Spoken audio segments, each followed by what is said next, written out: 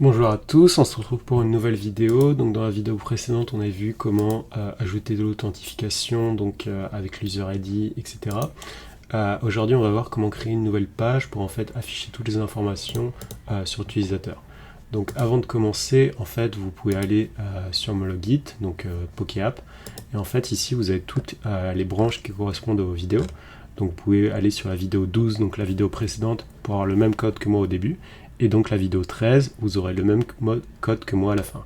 Donc ici, vous pouvez télécharger le code par exemple, ou éventuellement le cloner. Donc on va commencer sans plus tarder. Donc la première chose qu'on a envie de faire, c'est en fait d'ajouter une nouvelle page profile. Donc j'ai juste en fait, finalement le profile, je veux qu'il soit très similaire à cette page-là, avec l'image du user, etc. Donc j'ai juste en fait copié la Pokémon Detail View. Donc je copie tout l'intérieur, voilà. Et donc ici dans mes views, je crée une nouvelle que je vais appeler Profile View. Et donc en TypeScript, j'ai créé un nouveau file que je vais appeler Profile View, pareil. Voilà, donc je ajoute à Git, je copie-colle le tout, j'ai plus besoin en fait du reducer, du dispatcher, enfin pas encore. Du coup je vais juste commencer avec une vue très simple que je vais appeler Profile View. Et ensuite, après, je pourrais la mettre plus. Donc là, je vais juste l'appeler en fait, donc dans la view, j'ai juste envie d'avoir en fait un fichier texte qui me dit texte. Voilà. Test profile, impec. Et donc tout ça, j'ai plus besoin de l'use effect, etc. J'ai pas besoin de tout ça, donc là je peux virer et je remplace ici par profile view. Donc vous pouvez également supprimer les imports dont on n'a pas besoin, mais étant donné qu'on va changer ensuite la page, on peut garder. Donc ensuite, ce que j'ai envie de spécifier, c'est au niveau de l'app. Donc j'ai envie de dire que de créer en fait un nouveau component. Donc il sera en fait au même niveau que home. Du coup je vais aller juste ici et je vais en fait dupliquer celui-ci. Donc je vais la changer, je vais l'appeler profile. Donc il va utiliser le component profile view et donc que j'ai besoin d'importer au préalable. Et son titre, ce sera my profile. Voilà. Et donc maintenant, en fait, ce que j'ai besoin, c'est j'ai besoin d'y accéder. Donc ce sera en fait dans le home view, où ici, en fait, vous voyez, donc j'ai le header shown, j'ai le titre, j'ai différents paramètres. Et en fait, ce que je vais faire, c'est que je vais mettre moi-même mes options. Donc j'ai les options définies juste là, je vais les copier-coller. Voilà. Donc c'est ici, et je vous explique cela tout de suite. Donc, la première des choses, c'est que je vais prendre en fait l'icône depuis, donc ici c'est par exemple Font Awesome, mais vous pouvez utiliser une autre. Et en fait, ça va correspondre juste à l'image d'un utilisateur. Donc, User Circle, je spécifie la couleur, la taille, etc. Et je vais dire en fait, quand c'est cliqué sur cette image, j'ai envie de naviguer vers le component donc, qui s'appelle Profile. Donc, c'est exactement le même qu'ici en fait. Il faut que les deux noms soient match. Et donc, on va tester cela sans plus tarder. Donc, je sauvegarde et je reload mon application. Et donc, normalement, si tout est bon, j'ai bien en fait ici la photo du profile. Donc, quand je clique au-dessus, j'ai bien ma page My Profile qui s'affiche. Donc maintenant, ce que j'ai envie de faire, c'est de l'embellir, en fait. Donc, je vais... Ah, je l'ai mal orthographié. Ça, c'est embêtant, ça. J'étais trop vite en besogne, donc je vais faire ici refactor, et donc je vais voir si tout est bon. Donc normalement elle était juste importée ici, donc profile view, et donc là ça a bien été fixé. Ok, super, impec. Donc je change cette profile view, et donc en fait je vais copier en fait juste ici le même style. Voilà. Donc là j'ai tout qui s'affiche en red, c'est normal. Et en fait, ce que je vais en fait définir, c'est un nouvel user. Donc pour cela, vous savez, donc quand on avait défini en fait le modèle Pokémon, on avait créé justement un nouveau modèle. Et en fait, moi, ce que je vais faire, c'est pareil, mais avec le modèle user. Donc ici, en fait, ce que je vais utiliser, c'est une interface. Donc vous écrivez juste export default interface user. Et là, en fait, vous pouvez spécifier toutes les propriétés. Donc, par exemple, je veux que mon user, il y ait son nom qui s'affiche. Donc par exemple, Sacha, etc. J'ai envie qu'il y ait son âge, j'ai envie qu'il y ait son image. Donc on se souvient que c'est un string parce que c'est le lien vers l'image. Et j'ai envie qu'il y ait par exemple son favorite Pokémon. Donc une fois que j'ai défini ça, donc dans ma profile view, je peux définir cette nouvelle user. Voilà. Donc normalement j'ai besoin de l'importer. Donc il va l'importer du modeur. Et là en fait il pigne. Pourquoi? Parce qu'en fait il se rend compte que les members sont pas implémentés. Du coup si je fais ça, bam, il m'implémente directement tous les members. Donc je vais dire le favorite, le Pokémon de Sacha, ça va être Pikachu. Donc son nom c'est Sacha. Son ID je vais mettre 1, 2, 3 au pif. Et donc son image, en fait ici dans les assets, j'ai téléchargé une image de Sacha. Et donc en fait je vais juste mettre le lien vers cette image. Donc ici, vous vous souvenez comment on fait? Normalement on utilise ici, on met required. Voilà, et donc de mémoire, j'ai bien le lien qui va s'afficher, des assets, et là j'ai image. Et comme il s'appelle sacha.jpg, je peux voir ça. Et donc je peux mettre ça par exemple dans le nom du truc. Mais étant donné que, je pense que vous vous souvenez la dernière fois, il y avait eu un peu des soucis avec required, donc je vais le laisser comme ça. Et de toute façon, en fait, ce sera téléchargé d'internet.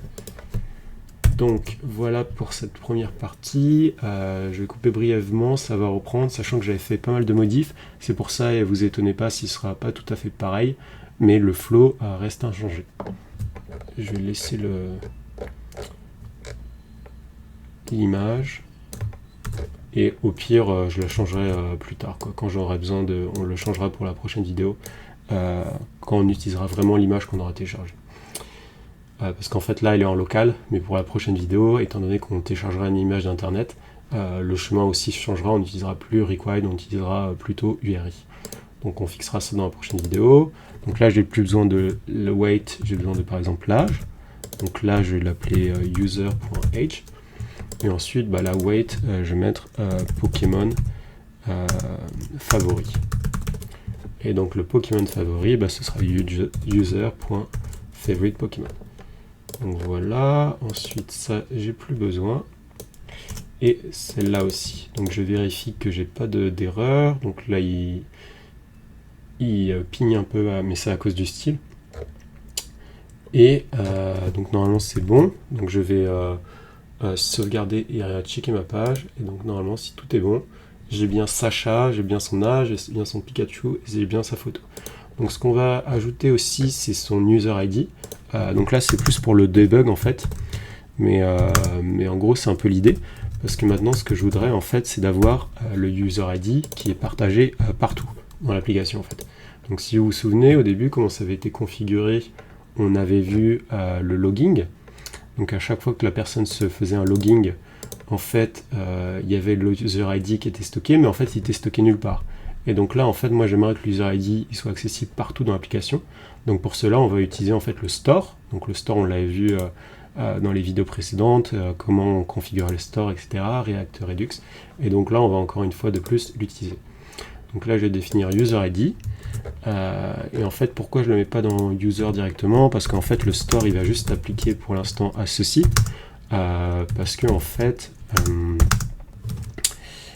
test 1, 2, 3. Pourquoi? Parce qu'en fait toutes les caractéristiques du user en fait elles viendront d'internet, parce qu'on seront stockés dans une base de données et qu'on les téléchargera, alors que le user ID il sera présent au moment où on fera le logging en fait.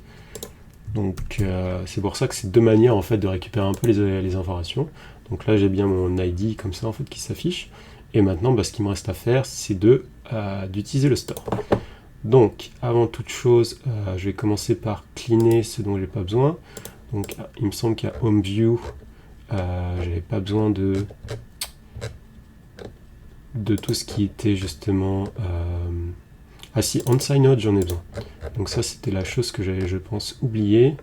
Donc je vais mettre tout ce qui est le on-sign out plutôt que de le mettre dans home view en fait, ce qui n'a pas de sens.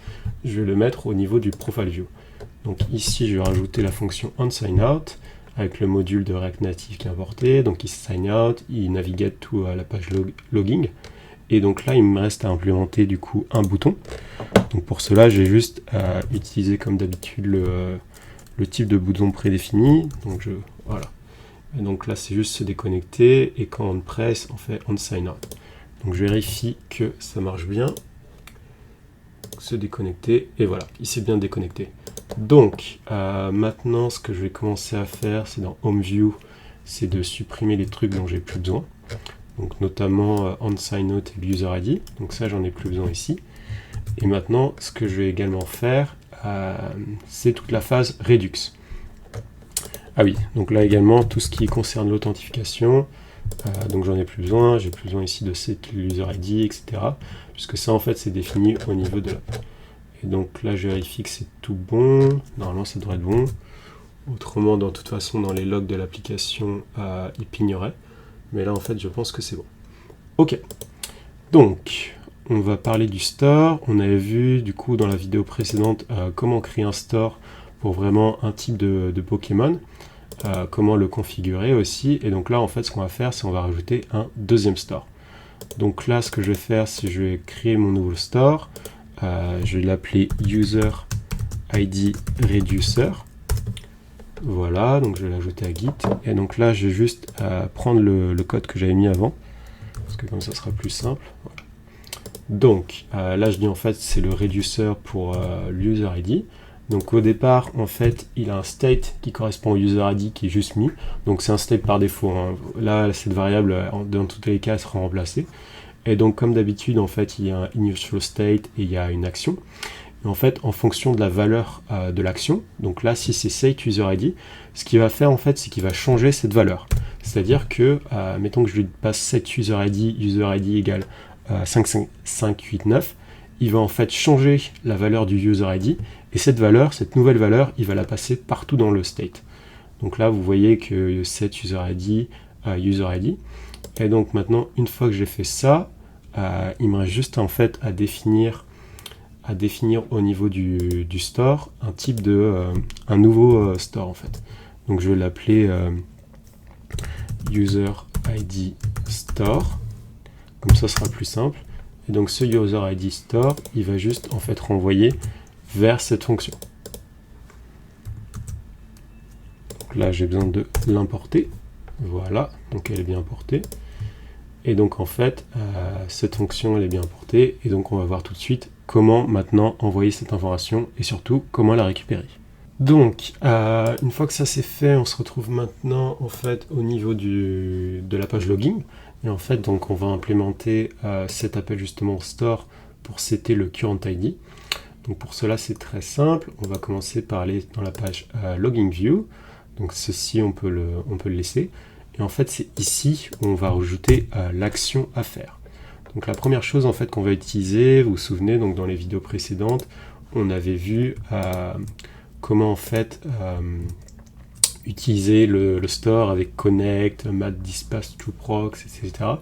Mais ça en fait, c'est pas la meilleure des façons de faire. Pourquoi? Parce qu'en fait, depuis React Redux et React Native, ils ont instauré ce qu'on appelle un React Hook avec un dispatcher.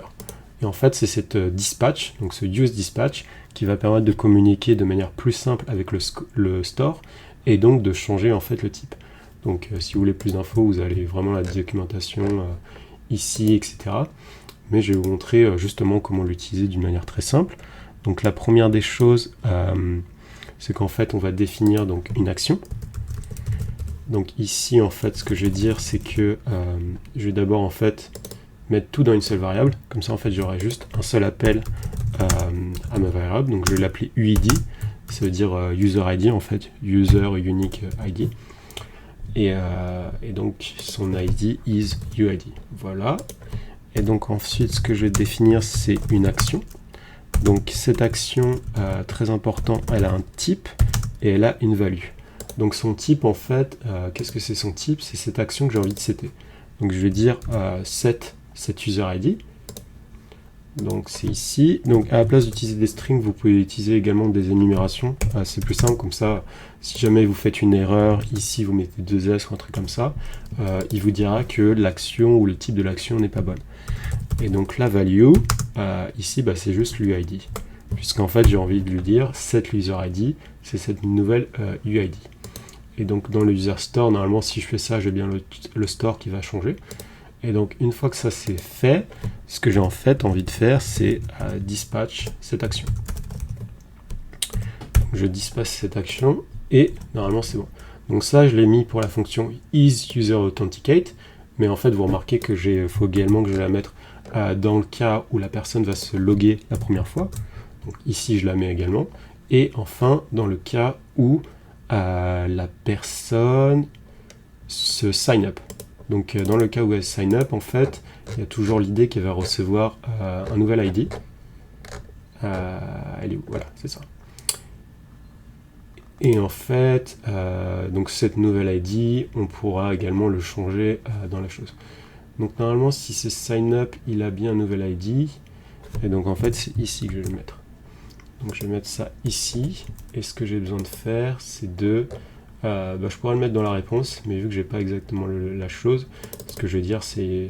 Je vais le mettre ici, en fait. Voilà. Donc là, off. Current ID. Bon, je pense normalement c'est bon. Et donc le dispatch, j'ai également besoin de le mettre ici. Donc à la place d'utiliser state, je vais juste utiliser dispatch et il va utiliser le use dispatch. Donc je vérifie que tout ceci marche. Alors, est-ce que ça marche? Donc je reload mon application. Je regarde bien les logs, hein, parce que c'est ça qui va être intéressant de voir. Si en fait dans les logs, je vois que le store a bien été communiqué. Donc je vais tester avec Sacha @test.com test.com et donc le password comme d'habitude c'est test. Je me connecte, impec. Et donc en fait là le store il a bien communiqué, donc il a bien changé le user ID. Et maintenant ce qu'on a envie de faire, c'est de mettre un réduceur. Pas un réduceur, mais en fait un listener. C'est-à-dire que ici en fait il va listen au store, et dès que le store il changera, ici il le changera aussi ici. Donc pour cela, on retourne, maintenant qu'une fois c'est fait, on retourne dans le profile view, et en fait ce qu'on va utiliser, donc c'est plus la value use dispatch, c'est une autre en fait qui s'appelle use selector en fait. Donc je regarde juste parce que la typo, la syntaxe n'est pas évidente, mais en fait l'idée c'est de prendre juste use selector qui vient d'ici, et en fait mon use selector, qu'est-ce que je lui dis? J'ai envie de lui dire donc tu listen to le state en fait, et dans le state tu vas listen to ce reducer. Donc ici c'est pas exactement le même nom, il s'appelle user ID store, donc je copie-colle pour voir que c'est bon. Et ensuite dans cette user ID store, j'ai envie que tu listen to la variable user ID. Et donc quand je vois en fait la variable user ID, c'est celle-ci. Donc ici par exemple si je change et que je l'appelle user ID test, ça va plus marcher parce qu'il écoute vraiment sur celle-là. Donc il faut vraiment que vous soyez clair sur les noms de vos variables. Et donc ça c'est super important. Donc je retourne dans Profile View. Et donc en fait il va listen to celle-là. Et donc on va voir tout de suite si ça va marcher. Donc vous voyez qu'ici j'ai plus le connect, j'ai plus le map dispatch, etc. Et donc on regarde si ça marche. Et donc ouais, impec, ça a bien marché. Donc là vous voyez que j'ai bien l'ID qui est associé à mon personnage. Du coup Sacha que j'ai créé. Et donc en fait il va bien s'afficher ici dans Profile. Et donc de cette manière, si j'ai envie aussi qu'il s'affiche au niveau de Girardos, ou par exemple dans ma liste des Pokémon, j'ai envie qu'il s'affiche ici par exemple, c'est très simple, je prends ma variable, donc cette même fonction, et je la mets en fait ici. Du coup dans le file qui se concernait, quoi. Donc le use selector et le use dispatch peuvent être mis partout. Et en fait l'idée c'est que ça permet de communiquer au niveau global de l'application. Donc à chaque fois que vous avez besoin de faire une chose globale au niveau de l'application, qui va se retrouver dans plusieurs screens, vous utilisez use selector. Donc voilà, c'est tout pour cette vidéo. Donc j'espère que ça vous a plu. Je vais juste tester que ça marche bien.